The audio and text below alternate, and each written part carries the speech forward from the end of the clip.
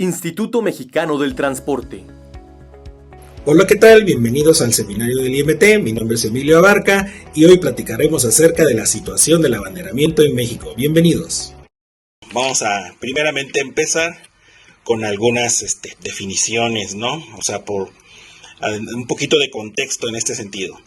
Muy bien, pues como sabemos, las actividades de conservación y mantenimiento pues son actividades muy importantes en las carreteras, de hecho fundamentales para su buen estado de conservación, ¿no? Y bueno, pues las labores que se tienen que hacer para mantener a las carreteras en buen estado, bueno, pues se hacen a través de estos dispositivos o arreglos o montaje de señalamientos, control de tránsito y dispositivos denominados zonas de obra. La peculiaridad de esto es pues que se tiene que, digamos, hacer las actividades, los trabajos sin detener la operación, ¿no? O sea, siempre se busca la menor afectación y bueno, esto básicamente es a través de estos dispositivos este dispositivo denominado zona de obra. Bueno, pues en la actualidad, pues estas actividades se han hecho más complejas porque pues la intensidad del flujo de tránsito en las condiciones actuales pues es muy intensa, ¿no? Es muy dinámica, estamos hablando de velocidades altas, de flujos de tránsito con composiciones vehiculares muy diversas. Entonces, esto provoca pues que estas zonas de obra pues sean bastante complicadas, ¿no? Debido a esta intensidad del flujo de tránsito. Y bueno, esto hace que el control de tránsito para estas zonas de obra pues sea una cuestión crucial, ¿no? Dada esta complejidad, pues es muy importante que el control de tránsito sea expedito, seguro, de manera, digamos, clara y consistente para los conductores, para los trabajadores y para el resto de los usuarios, ¿no? Entonces, este control de tránsito por lo regular se hace a través de lo que se denomina el abanderamiento, ¿no? Que es este procedimiento de control de tránsito, obviamente, y en donde se utilizan banderas, señales, lámparas, y bueno, el objetivo es que los conductores, los usuarios, los trabajadores circulen por la zona de obra de manera segura. Esta actividad se hace a través de los obreros denominados bandereros. Entonces, bueno, vamos a hablar un poquito justamente de esta actividad del abanderamiento y de los bandereros propiamente, ¿no? ¿Cuál es la justificación de esta charla? Pues es la accidentalidad que se presenta, ¿no? Es esta misma complejidad de tránsito y velocidades y que propicia, ¿no? Accidentes como el que se ve en el video y que obviamente buscamos o pretendemos buscar cuestiones que nos ayuden a mejorar las actividades de las zonas de obra. Muy bien, entonces ese es el objetivo, presentar cuál es la relevancia del abanderamiento para mantener la seguridad en las zonas de obra, no solamente de los usuarios, o sea, de los conductores, sino también de los trabajadores.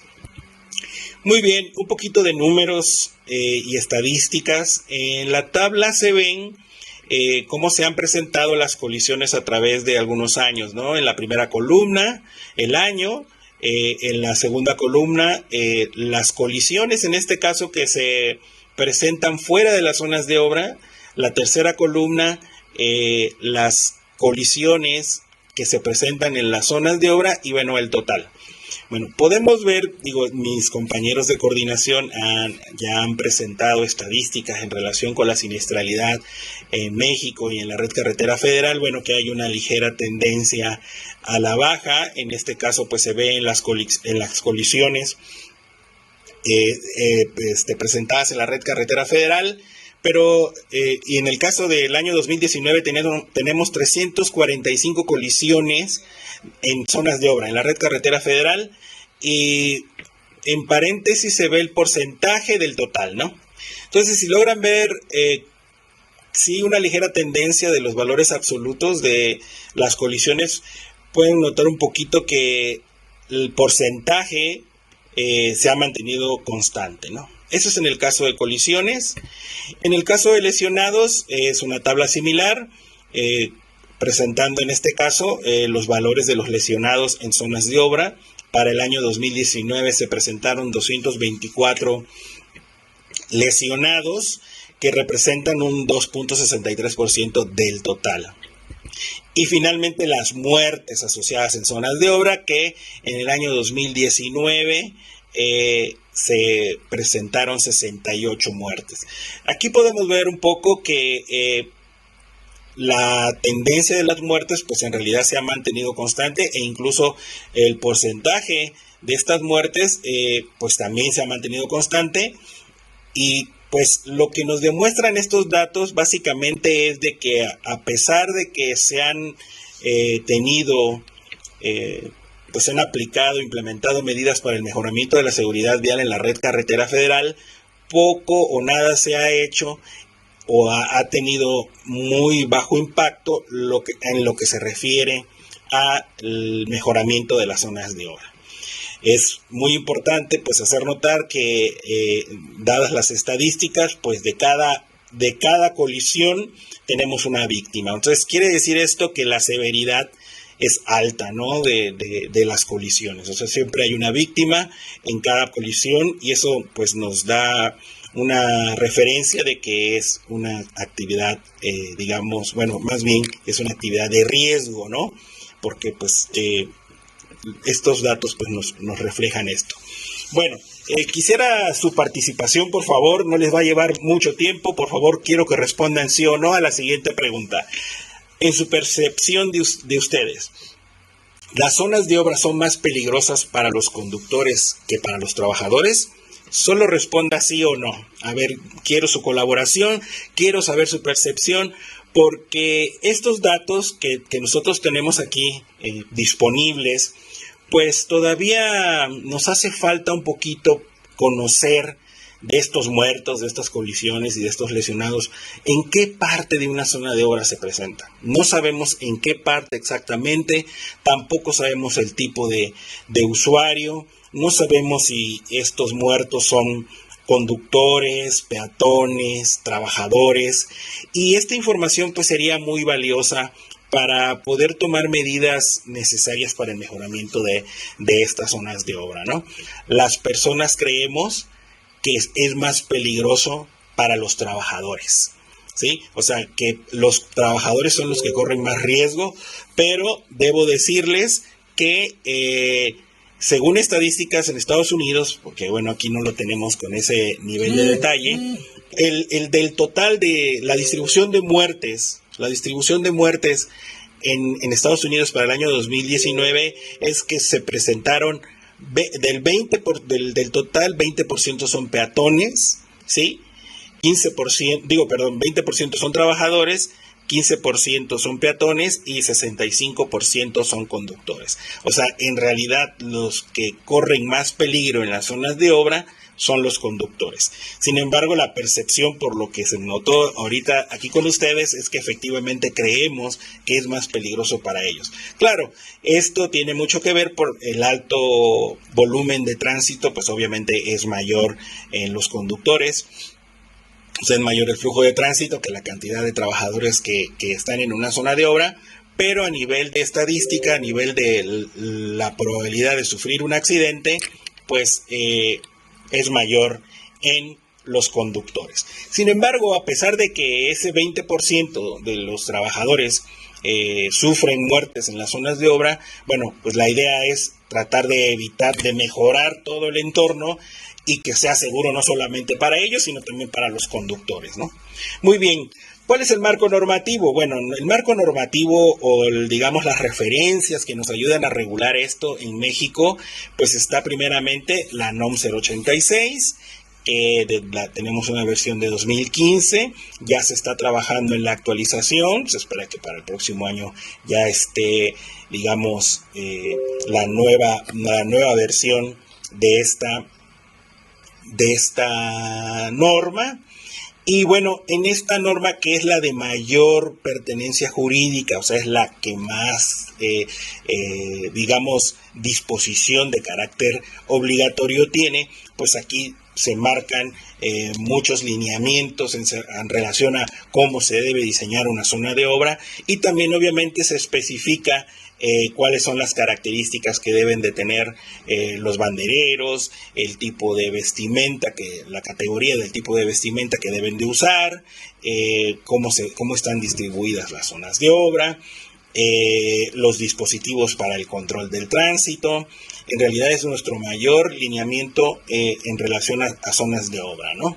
Sin embargo, no es muy preciso en determinar las actividades de los bandereros, ¿no? O sea, no indica exactamente dónde deben de estar ubicados, ni cómo se deben de realizar las maniobras de desvío en relación con la zona de obra, ¿no? Solamente se presentan las recomendaciones de cómo se deben, los tipos de señales, ¿ok?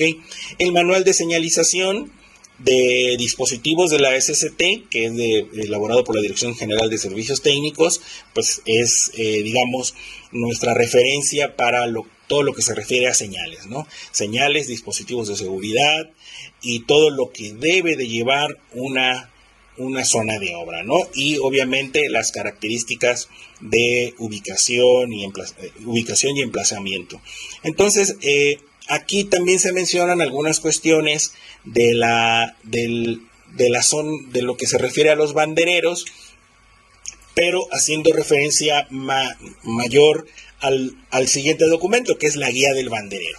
La guía del banderero es un documento excelente a mi manera de ver. Fue generado por la Dirección General de Conservación de Carreteras, obviamente para tener un documento de referencia en la capacitación de los bandereros. Cuando yo revisé este documento me di cuenta que desde el año 2000 tenía incluida las mejores recomendaciones de seguridad, de ubicación de los bandereros, del trabajo que deben desempeñar, de cómo es la mejor forma de ubicarlos, el tipo de señales, incluso cómo realizar el control del tránsito. Documento genial, pero pues no muy puesta en práctica. Es más, casi estoy seguro que muchos de ustedes desconocían que existía un documento de este tipo. Más que nada se trató de un documento que funcionó de manera interna para, las obras y trabajos que se hacían dentro de la Secretaría, pero que no tuvo mucha difusión. Sin embargo, es un documento muy bueno, que bueno, creo que ya en este momento de la actualización de la norma ya ha sido considerado, porque efectivamente para el año que se fue elaborado, bueno, ya pasaron 20 años, pues ya requiere una actualización. Y bueno, la normativa de la infraestructura del transporte, no puedo dejar de mencionarlo porque también incluye cuestiones del marco normativo relacionado a zonas de obra y a el abanderamiento, ¿no?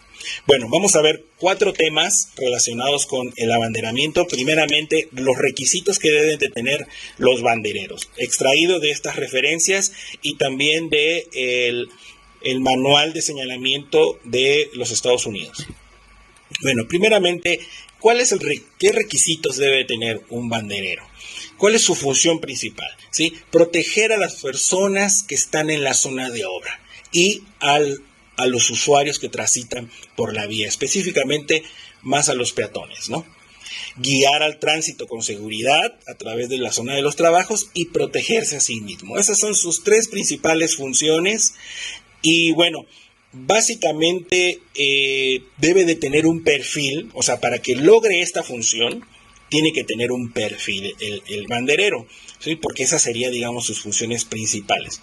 ¿Cuál debe ser su perfil del banderero? Primeramente, tiene que tener pertenencia y saber trabajar en equipo, ¿no? O sea, es muy importante que el banderero tenga bien claro que de él depende la vida de todos los demás, ¿sí? O sea, el banderero es la persona que está, si fuera la guerra, fuera el soldado que está al frente y que tiene que informar a los demás de lo que suceda. Así de importante es su participación, puesto que él tendrá la mejor panorámica acerca de cuál es el comportamiento de los vehículos y de los usuarios, y que tenga que informar al resto del equipo acerca de lo que se va a presentar. Y obviamente ir, digamos, dirigiendo el tránsito hacia donde se tiene que ir, hacia la zona segura o a la zona que se está habilitando para que suceda este desvío, ¿no? Pero sobre todo tener en cuenta que debe de saber trabajar en equipo y esta camiseta bien puesta acerca de que de él depende la vida de los demás. Características específicas: sentido de responsabilidad y seguridad para todos los usuarios y trabajadores. O sea, él debe ser una persona responsable, debe tener una inteligencia promedio y debe de tener un entrenamiento de prácticas de control de tránsito. Debe de saber de tipos de vehículos, de flujos vehiculares, de señalamiento. Obviamente debe de conocer una zona de obra, debe de conocer de cuáles son las maniobras que se hacen para diversas fases constructivas acerca de lo que se está haciendo. O sea, él tiene que tener el conocimiento de lo que está sucediendo en la zona de obra y cómo fue diseñada la zona de obra y cómo están montados y ubicados todos los dispositivos. Carácter cortés pero firme, apariencia limpia. En la guía del banderero especifica que el banderero es como la primer cara, la cara de presentación de cualquier carretera, de cualquier administración, de cualquier obra. O sea, el usuario, la primera persona que ve es al banderero, y en la guía del banderero dice que debe de ser una persona que obviamente se identifique como una persona que trabaja en la SCT o para la SCT, ¿sí? Y obviamente esa imagen es la que cuenta, ¿sí? Buena condición física, alerta mental y habilidad para reaccionar a situaciones de emergencia como la que se ve en el video, ¿no?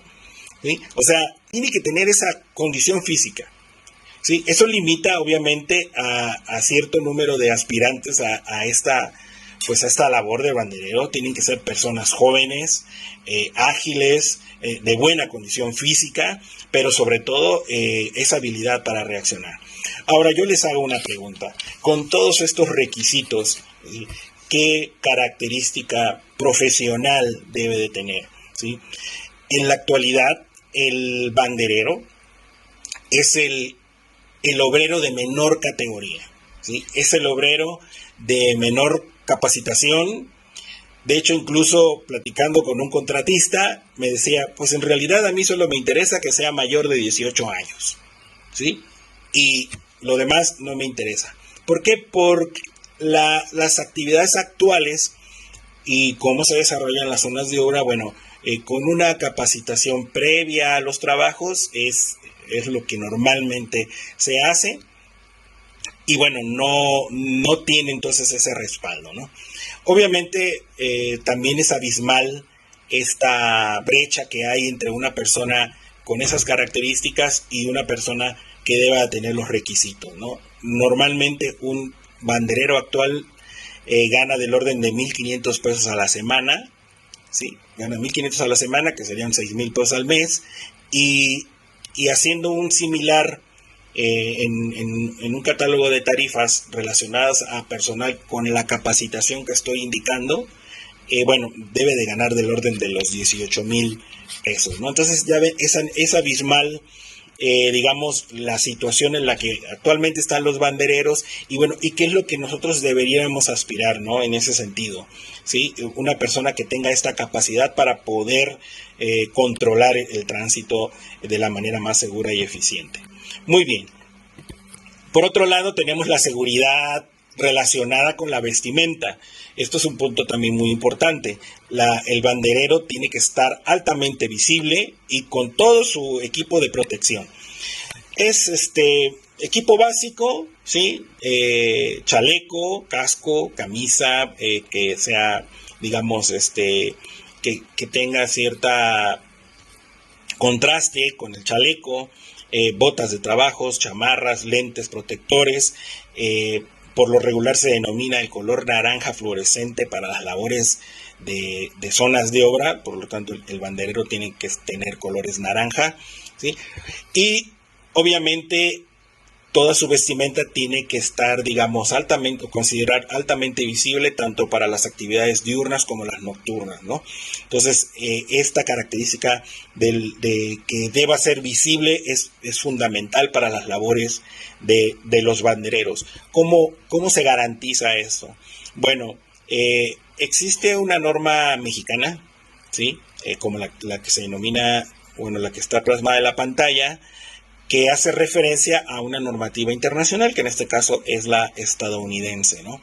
Del diseño y uso de ropa de seguridad de alta visibilidad.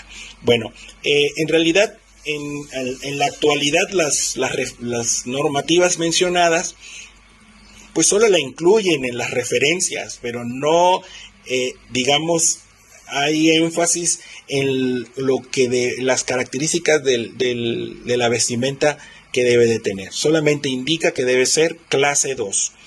Bueno, me llevé a la tarea de investigar a qué se refería la clase 2 y bueno, esta norma norteamericana pues indica que hay, digamos, 3 tipos de categorías de prendas, ¿no? La tipo O, la R y la P. La O se refiere a trabajos del inglés off-roads, ¿sí? Que son trabajos que no se requieren, digamos que no tienen mucha exposición a las máquinas, ¿no? O sea, sobre todo, o no tienen mucha exposición a máquinas o a vehículos a vehículos de baja velocidad, ¿no? Entornos laborales no complejos. El tipo R, este es el que en realidad nos aplica, ¿no? Para el caso de las zonas de obra y los bandereros, ¿no? Es vestimenta que debe usarse cuando tenemos exposición directa con vehículos, ya hay riesgo de velocidad y hay entornos laborales complejos. Y el P, que se refiere a personal que trabaja en situaciones de emergencia como bomberos, policías y rescatistas. Muy bien, de esta clase R,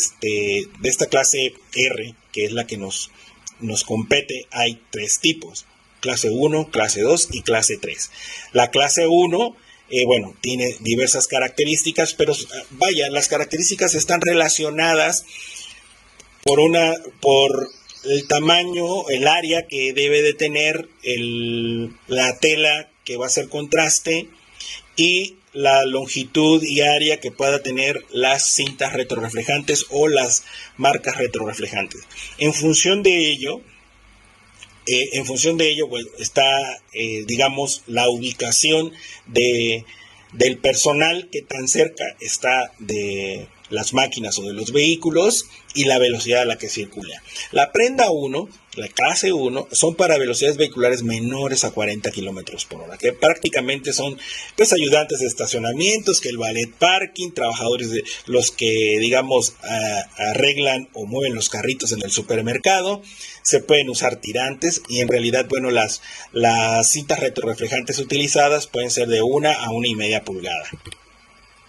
La clase 2, esta, digamos, es para obreros que ya tienen mayor proximidad al tránsito, si ya tiene área, yo digo, sus áreas de trabajo ya es en la carretera, propiamente en la cinta asfáltica, ya es un entorno laboral complejo, ¿sí? Y las velocidades pueden variar de 40 a 80 kilómetros por hora. Y aquí son personal que trabaja en la construcción, mantenimiento de caminos, policías, paramédicos, etcétera, ¿no?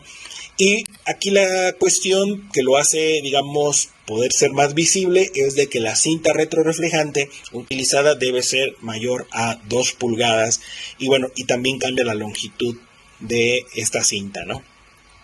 Y la clase 3, que ya con los mismos principios, pero para velocidades mayores a 80 kilómetros por hora. Prácticamente la clase 3 ya para las longitudes y áreas que son requeridas, pues ya se tienen que usar prendas como estos overoles, mamelucos o una combinación de camisa, chaleco y pantalón, ¿no? Aquí en esta tabla se puede observar bien, digamos, algunos puntos como para cada clase. Veamos en la penúltima fila, por ejemplo, el ancho del material retroreflectivo, ¿sí? El clase 1 de 1 pulgada a 2 pulgadas, ¿sí? De la clase 2 de 1.37 pulgadas, 35 milímetros, y de la clase 3, 50 milímetros, ¿no? Otro punto aquí importante es lo que se refiere a la longitud. En la última fila se puede ver la longitud de cinta retrorreflejante. Bueno, esto, digamos, es para garantizar cierta área de retroreflectividad en los conductores. Entonces, digamos que para la clase 2 se tiene 3.6 de 2.56 con, digamos, cinta de 2 pulgadas y 3.66 con cinta de 35 milímetros, ¿no? Y así. Bueno, esto nos ubica obviamente en esta parte de que la clase 2, que es recomendada por las normativas, debe usar estos chalecos deben de tener esta característica para todos los que trabajan en las carreteras, ¿no? Clase 1 no, y de clase 2 a clase 3.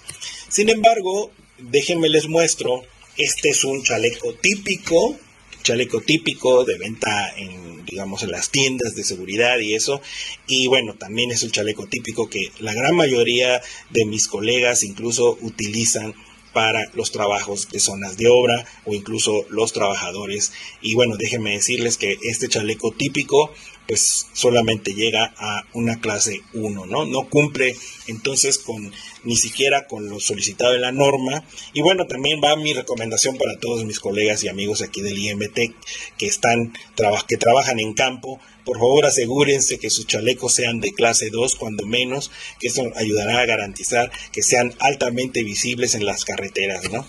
Para que puedan desarrollar sus trabajos con seguridad. Pueden ver cuál es la diferencia entre una ropa de clase 1, clase 2 y clase 3, ¿no? Entonces, lo que me refiero a longitud y área de retroreflectividad, pues es lo que se denota aquí, ¿no? Como las cintas que reflectan la luz de los vehículos, y obviamente pues esta debe de ser, digamos, la cantidad de longitud de cintas retroreflejantes, que obviamente también él debe de hacer contraste con el fondo, ¿no? De la ropa que se utiliza. Entonces, sí, la recomendación que les digo, utilizar chalecos clase 2. Muy bien, ahora voy a hablar de los dispositivos para hacer el control del abanderamiento. Pues el banderero debe de contar con la señal alto-siga, debe de contar con lámpara, radio, silbato para dar señales de alerta, lámparas de mano, cronómetro para poder hacer el control de tránsito. La bandera debe de ser una bandera que tenga un fondo de color rojo o naranja fluorescente, debe de tener un área de 60 por 60 centímetros y una longitud de asta de 1 metro. Acuérdense de este dato, ahorita les voy a mencionar lo importante que es y cómo en realidad funciona. Ok, esta bandera en realidad, pues todas las referencias que hemos, seguido o analizado relacionadas con las zonas de obra indican que la bandera solo debe de usarse en entornos urbanos, suburbanos o carreteras de muy baja velocidad y en situaciones de emergencia. Sin embargo, la bandera es la más utilizada para el control de tránsito en cualquier situación. Esta señal alto-siga es es una señal como cualquier otra, nada más que esta tiene 2 caras, es un octágono que tiene 2 caras y que tiene las mismas, características que un señalamiento permanente, ¿no? Los grados de retroreflectividad y así. Y bueno, tiene la posibilidad de mostrar 2 caras para, la cuestión de el control del tránsito. Bueno, esta señal de alto-siga, y bueno, la NOM 086 sí indica que, bueno, la señal alto-siga debe de usarse para el control de tránsito en vialidades mayores a 60 kilómetros por hora, y la bandera pues solamente para situaciones de emergencia o velocidades donde tengamos menores velocidades a 60 kilómetros por hora. Esto es algo muy importante y tiene su razón de ser esta especificación, debido a que la señal de alto-siga, ¿sí?, que estoy seguro que nadie la ha visto más que tal vez en los entornos urbanos donde hay escuelas, ¿no? En las escuelas sí lo utilizan mucho, ¿no? Para el control de tránsito para los chicos cuando van a la escuela, ¿no? Controlan el tránsito. Ese es el mismo concepto, pero ya, digamos, extrapolado a una señal mucho más grande y con mensajes que obviamente informan al conductor hacia qué es lo que tiene que hacer. Entonces, digamos que a pesar de que la norma es muy clara en decir la utilización de esta señal, la bandera es la más utilizada. Bueno, vamos a hablar ya finalmente de los procedimientos para los bandereros, ¿no? Vamos a ver primeramente los métodos de señalización, primero con la señal. Bueno, esta es la forma en que se indica alto al tránsito, ¿no? Extendiendo la mano, sosteniendo el asta con la cara de alto y la mano izquierda mostrando la palma de la mano. Esto es para indicar alto. Este es para indicar avanzar. Se pone la cara que dice siga, que tiene un fondo verde, ¿sí? Y con la mano izquierda se permite o se indica hacia dónde tienen que avanzar, ¿no? Y finalmente, una señal de precaución o de reducción de velocidad es igualmente la mano extendida con la cara de siga y con la mano izquierda, digamos, subiendo y bajándola de la forma en que se ve en la pantalla para indicarle a los conductores. Les voy a mostrar unos videos en donde se ve, digamos, la práctica de cómo se debe de hacer, ¿sí? Primeramente el alto de tránsito, la mano izquierda, ¿sí? Avanzar, ¿sí? Y por último, precaución, el del lado derecho que es indicándose. Entonces, esas, digamos, son las formas o los tres tipos de señales básicos para hacer, digamos, todos los procedimientos de control de tránsito, de desvíos, etcétera, ¿no? Y bueno, esta práctica pues no es utilizada aquí en México, sin embargo, pues en muchos países se utiliza. Y bueno, y no solamente eso, nuestra norma lo indica. Ahora voy a hablar de los métodos de señales con la bandera, ¿sí? El concepto es similar, se extiende la mano derecha, ¿sí? Con la cara de la bandera mostrada al tránsito y la mano izquierda extendida, con la mano mostrando la palma de la mano. Para avanzar, bajamos la bandera, ¿sí? Y con la mano izquierda, pues indicamos avanzarle a los conductores. Y para precaución, la mano izquierda queda ya abajo y con la mano derecha subimos y bajamos la bandera para indicar precaución. Bueno, casi estoy seguro que muchos de nosotros nunca hemos visto estas señales utilizadas en nuestras carreteras. Sin embargo, las imágenes que ven aquí, pues sí, son más familiares para ustedes, ¿no? ¿Cuál es la diferencia o qué es lo que, digamos, marca esta cuestión de por qué nadie hace las señales que están indicadas en la norma e incluso en las prácticas, en las mejores prácticas de otros países, y utilizamos estas señales? Bueno, pues yo me imagino que en algún tiempo alguien pues creyó o implementó estos tipos de mensajes y bueno, se han generalizado y se han extendido y bueno, ya estamos, digamos, acostumbrados a ver este tipo de señales para alto, pues avanzar y precaución, ¿no? Pueden notar que el asta de la bandera está cortado, ¿sí? Yo cuando quise ir a comprar al mercado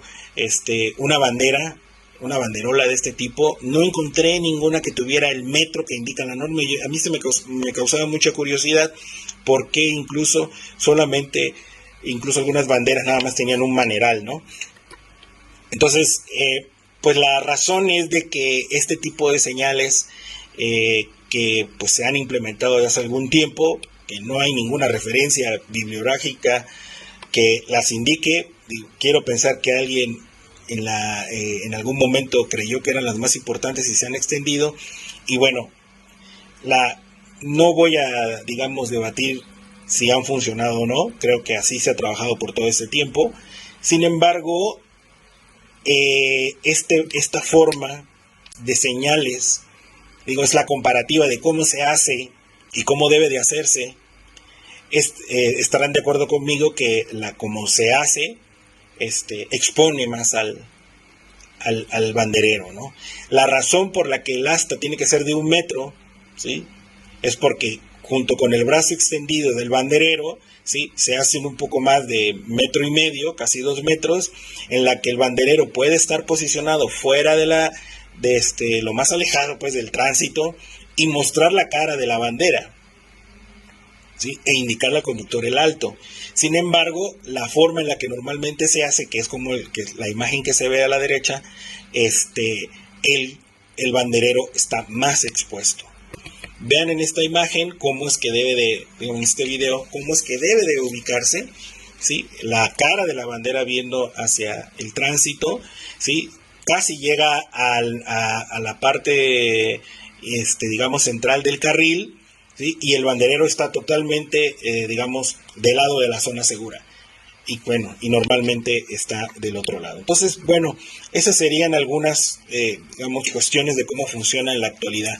Bueno, aquí hay una serie de dispositivos que se han inventado en realidad por la inseguridad que ya algunos contratistas han visto, ¿sí? Sin embargo, estos dispositivos, aunque son, digamos, tienen una efectividad de indicarle a los conductores que hay hombres trabajando, estos dispositivos pues obviamente no hacen un control del tránsito adecuado, sino son, digamos, una especie de señal informativa para indicarle a los conductores que hay hombres trabajando, pero bueno, por más que mueven la mano, nunca van a poder hacer un control de tránsito, a no ser que sean robots, ¿verdad?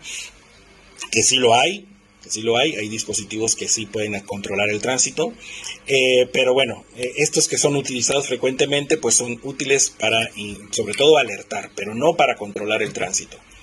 ¿Dónde deben de estar ubicados los bandereros? Bueno, deben de estar ubicados de lado, contiguo al tránsito, ¿sí?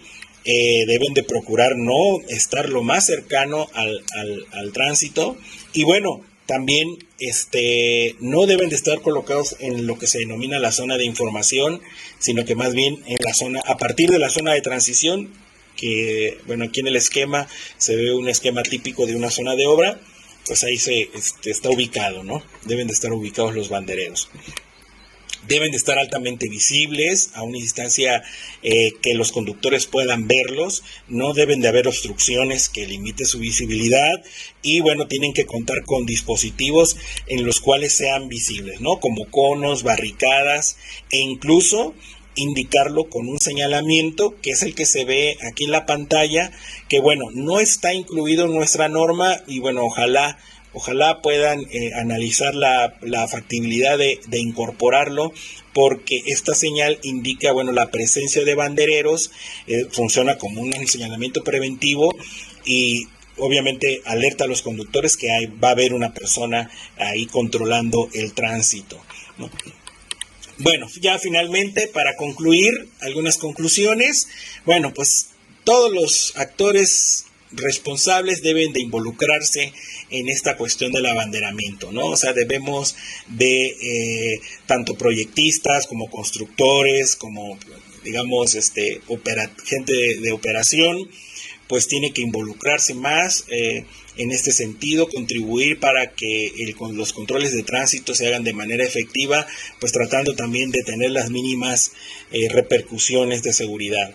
Se deben de mejorar los mecanismos de obtención de la siniestralidad, porque si bien tenemos datos, no podemos descifrar si se refieren a peatones, a trabajadores o a conductores, ni dónde están ubicados.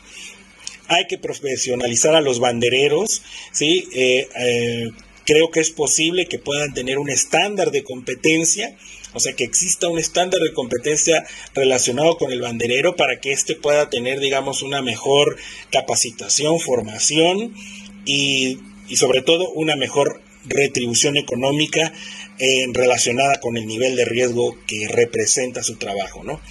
Hay que proveerle a los trabajadores y obviamente al personal que trabaja en las zonas de obra el el equipo y la vestimenta adecuada. Por favor, asegúrense que sus chalecos sean clase 2 o clase 3 y obviamente que los trabajadores tengan esto. Entonces hay que brindar mayor capacitación continua a los operadores y trabajadores de las construcciones de zonas de obra. Actualizar la guía del banderero es un documento genial, pero ya pasaron 20 años. Bueno, se están, digamos, actualizando las normas. Bueno, o sea, pudiera ser, digamos, un documento integral, ¿no? O sea, no necesariamente que todo esté incluido en una sola NOM, pero sí, digamos, aprovechar para realizar una revisión integral de todos los documentos que sean congruentes, que sean complementarios y que en la revisión de todo, pues nos den parámetros que nos lleguen a proveer zonas de obra más seguras. Y bueno, y mejorar los mecanismos de control. ¿Sí? Mejorar los mecanismos de control, que las supervisiones sean estrictas en relación a justamente estas cuestiones que se manejan de seguridad en las zonas de obra. Y bueno, pues por mi parte es todo. Les agradezco mucho su atención. Muchísimas gracias. Les dejo aquí mis datos de contacto, mi correo electrónico. Quedo a sus órdenes. Instituto Mexicano del Transporte.